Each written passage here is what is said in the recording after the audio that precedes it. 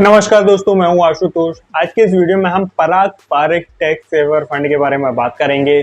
इसका रिव्यू करेंगे, जानेंगे इसके क्या क्या बेनिफिट्स हैं, क्या क्या फीचर्स हैं और क्यों हमें इस फंड में इन्वेस्टमेंट करना चाहिए। तो बने रहे इस वीडियो के साथ एंड तक।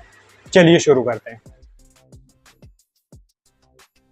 दोस्तों, टैक्स सेवर म्यूचुअल फंड, जिन्हें हम equity linked saving scheme ELSS के नाम से भी जानते हैं, यह नॉर्मल म्यूचुअल फंड की तरह ही होते हैं। बस इनमें और नॉर्मल म्यूचुअल फंड में एक डिफरेंस होता है कि इनमें 3 साल का लॉक इन होता है और इस लॉक इन के बदले हमें टैक्स बेनिफिट मिलता है। इनकम टैक्स सेक्शन 80C में हमें 1.5 लाख तक का टैक्स बेनिफिट मिल सकता है इन फंड्स में इन्वेस्टमेंट करने में।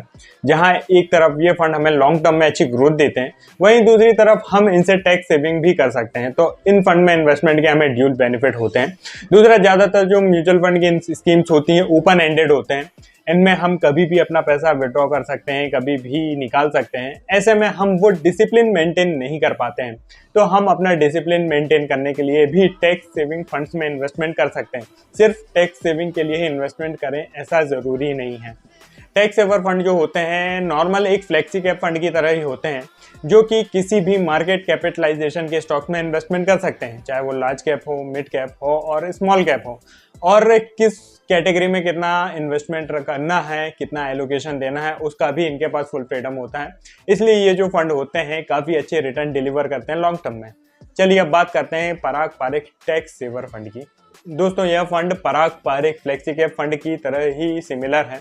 यदि आप पराग पारिक फ्लेक्सी कैप फंड में इन्वेस्टमेंट करना चाहते हैं बट आप टैक्स सेविंग के एडवांटेज भी लेना चाहते हैं, तो आप डेफिनेटली इस फंड को कंसिडर कर सकते हैं। इस फंड में और पराग पारिक फ्लेक्सी कैप फंड में यह डिफरेंस है कि यह फंड अपना जो भी इन्वेस्टमेंट है डोमेस्टिक सिक्योरिटीज में करता है और पराग पारिक फ्लेक्सी कैप फंड जो है अपना कुछ एलोकेशन फॉरेन सिक्योरिटीज में करता है।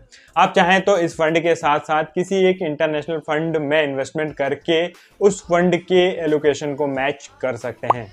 इस फंड के इंसेप्शन की बात करें तो जुलाई 24, 2019 का है। यह फंड बहुत ही ज़्यादा पुराना नहीं है, बट इस फंड के ट्रैक रिकॉर्ड को हम पराग पारिक फ्लेक्सी कैप फंड के ट्रैक रिकॉर्ड से सिमिलर ही मान सकते हैं, क्योंकि इसके सारे फंडामेंटल्स और फंड मैनेजर सेम ही हैं। फंड मैनेजर्स की बात करें तो Rajiv Thakkar equity fund manager हैं, जो कि इस फंड के साथ इंसेप्शन से हैं और ये इस फंड हाउस के CIO भी हैं। इसके अलावा को फंड मैनेजर हैं रौनक ओंकार, राज मेहता जो कि डेट फंड मैनेजर हैं। इसके अलावा रुकुन ताराचंदानी जो कि को इक्विटी फंड मैनेजर हैं, जो कि इस फंड के साथ 2022 से जुड़े हुए हैं। AUM एसेट अंडर मैनेजमेंट की बात करें तो 1526 करोड़ है। एक्सपेंस रेशियो की बात करें तो रेगुलर प्लान के लिए 1.90% एंड डायरेक्ट प्लान के लिए 0.80% है। बेंचमार्क इस फंड के फर्स्ट बेंचमार्क है Nifty 500 TRI and additional benchmark है निफ्टी 50 TRI। क्वांटिटेटिव पैरामीटर्स की बात करें तो बीटा 0.60 है, जो कि काफ़ी कम है। इससे हमें यह पता चलता है कि इस फंड की जो वॉलेटिलिटी है अपने बेंचमार्क से काफ़ी कम है। स्टैंडर्ड डिविएशन 11.92% है। शार्पर रेशियो 1.73% है, जो कि काफ़ी अच्छा है। पोर्टफोलियो टर्नओवर रेशियो 4.09% है, जो कि काफ़ी कम है। इससे हमें यह पता चलता है कि फंड मैनेजर जो हैं बाई एंड होल्ड की स्ट्रेटेजी को फॉलो करते हैं, बार बार अपने पोर्टफोलियो में चर्निंग नहीं करते हैं। इंडस्ट्री वाइज एलोकेशन की बात करें तो फाइनेंस में 19.44%, IT एंड सॉफ्टवेयर में 17.46%, कैश एंड कैश इक्विवेलेंट इस फंड में 12.39% मेंटेन है। बैंक में 11.75%, debt and money market instruments हैं 6.23%, पावर में 5.05%, ऑटोमोबाइल्स में 4.93%, कंज्यूमेबल फ्यूल्स में 4.91%, कैपिटल मार्केट में 4.79%, डाइवर्सिफाइड FMCG में 4.45%, फार्मास्यूटिकल एंड बायोटेक्नोलॉजी में 3.73%, कॉमर्शियल सर्विसेज एंड सप्लाईज में 1.36%, सिगरेट्स एंड टोबैको प्रोडक्ट्स में 1.11%, मिनरल्स एंड माइनिंग में 0.80%, agriculture food and other product में 0.70%, ऑटो कंपोनेंट्स में 0.63% एंड फेरस मेटल्स में 0.27% का एलोकेशन है।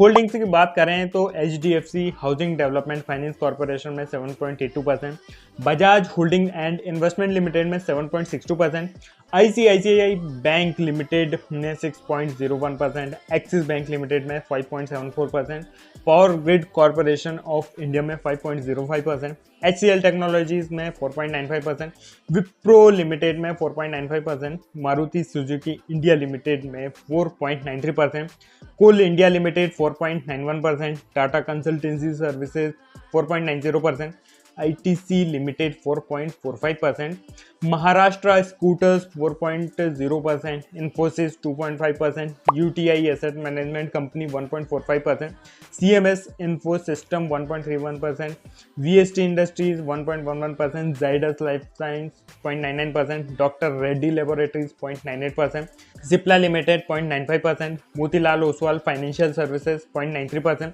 Indian energy exchange 0.90%, IPCA laboratories 0.81%, NMDC limited 0.80%, CCL product 0.70%, Balkrishna industries 0.63%, central depository services 0.54%, ICRA limited 0.52%, multi commodity exchange 0.54%, NMDC 0.27% है, Oracle financial services limited 0.17% है। दोस्तों इस scheme के रिटर्न की बात करें तो 1 year return 11.56%, 3 year return 30.47% and since Inception 21.08%। दोस्तों वैसे तो यह एक नया फंड है बट इसके फंडामेंटल्स एंड क्वांटिटेटिव पैरामीटर्स जो हैं पराग पारेख फ्लेक्सी के फंड के सिमिलर हैं। फंड मैनेजर्स भी वही हैं, वही फंड मैनेजर्स फंड को मैनेज कर रहे हैं। एलोकेशन भी ऑलमोस्ट सिमिलर है एक्सेप्ट फॉरेन इक्विटीज। तो हम समझ सकते हैं कि यह एक अच्छा फंड है और इसका लॉन्ग टर्म ट्रैक रिकॉर्ड भी अवेलेबल है जिसे हम पराग पारेख फ्लेक्सी के फंड से मैच कर सकते हैं। दोस्तों यदि आप टैक्स सेवर फंड में इन्वेस्टमेंट करना चाहते हैं तो इस फंड को कंसिडर कर सकते हैं। म्यूचुअल फंड में इन्वेस्टमेंट सिर्फ स्कीम सिलेक्शन नहीं होता है, प्रॉपर फाइनेंशियल प्लानिंग की ज़रूरत होती है। यदि आप अपने फैमिली के लिए एक प्रॉपर फाइनेंशियल प्लान चाहते हैं, health insurance, life term insurance के लिए कंसल्टेशन चाहते हैं तो नीचे कमेंट करके या फिर नीचे दिए नंबर में व्हाट्सएप करके हमसे बात कर सकते हैं। दोस्तों वीडियो अच्छा लगा तो इसे लाइक ज़रूर करें, चैनल को सब्सक्राइब करें। मिलते हैं नेक्स्ट वीडियो में। धन्यवाद।